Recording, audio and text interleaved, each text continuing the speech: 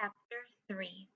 "What the heck is that?" shouted Fear as he watched Riley and her mother standing at the pizza counter staring at a slice covered in broccoli. "That's it, I'm done," said Disgust. Anger fumed. "Congratulations, San Francisco, you've ruined pizza.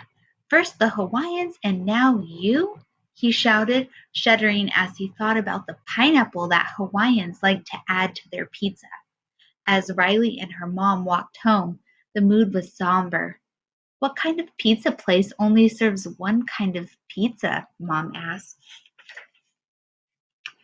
Joy sighed as she glanced at the day's wall of multicolored memories and noticed there were not a whole lot of golden ones.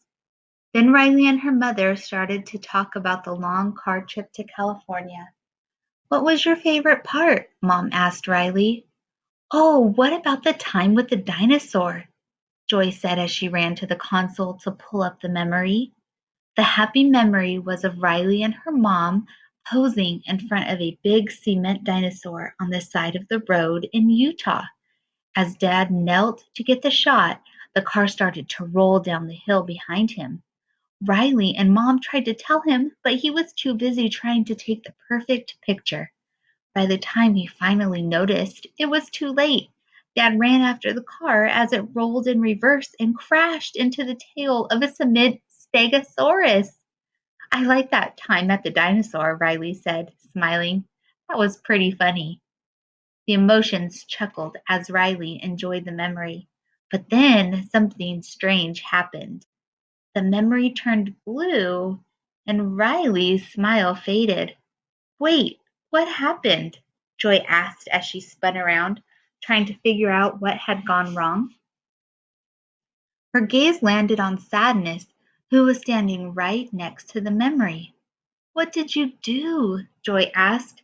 "I just touched it," Sadness said. Joy tried to rub the memory to see if she could change it back to gold, but the blue color wouldn't come off. "Good going, Sadness," Disgust said. "Now, when Riley thinks of that moment with Dad, she's gonna feel sad." "Bravo." I'm sorry, Joy," Sadness stammered. Joy told Sadness not to touch any memories until she figured out what was going on. Then she turned her attention back to Riley. Riley and her mom were coming up to a set of stairs that led down a hill. The stairs had a railing. "Get ready, this is a monster railing and we are riding it all the way down," Joy said as she took control of the console. Goofball Island, one of Riley's islands of personality, lit up with life as Riley sat on the banister about to fly down. But then Riley changed her mind. She walked down the stairs instead. "Wait, what? What happened?" Joy asked. Confused, she gasped that a memory rolled over her feet. "Has a memory rolled over her feet? A core memory!" cried Fear. Core memories powered Riley's islands of personality. If Riley's core memories weren't in the core memory holder, what was controlling her personality? "Oh no," said Joy, picking up the memory. Everyone looked out of the window to see a lifeless goofball island, completely dark and still. Joy rushed to the core memory holder and saw Sadness standing right next to it. "Sadness," she shouted, "what are you doing?" "It looked like one was crooked, so I opened it and then it fell out." Sadness said, referring to a core memory. She had a hard time explaining herself.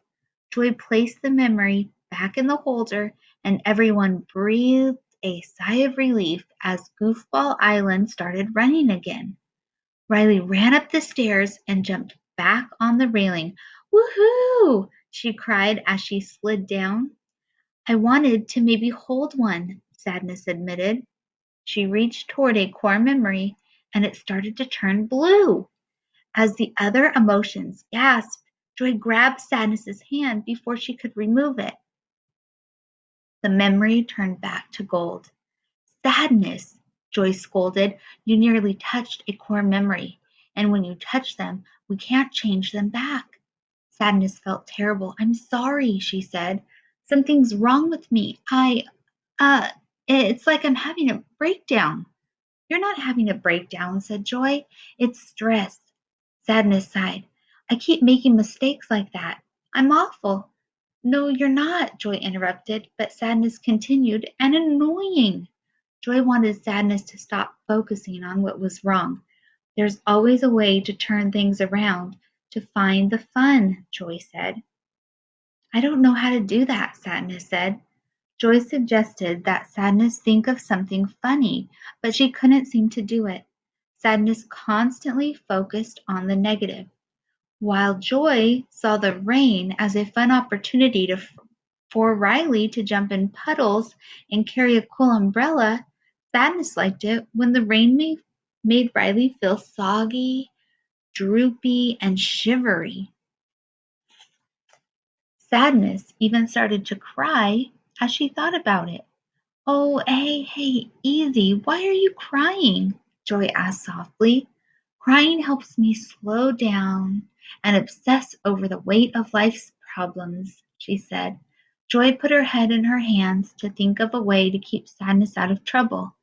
"Let's think about something else," she said, leading over to the manual shelf. "How about we read some mind manuals, huh? Sounds fun?" Joy left Sadness among the stacks of books and marched back to work.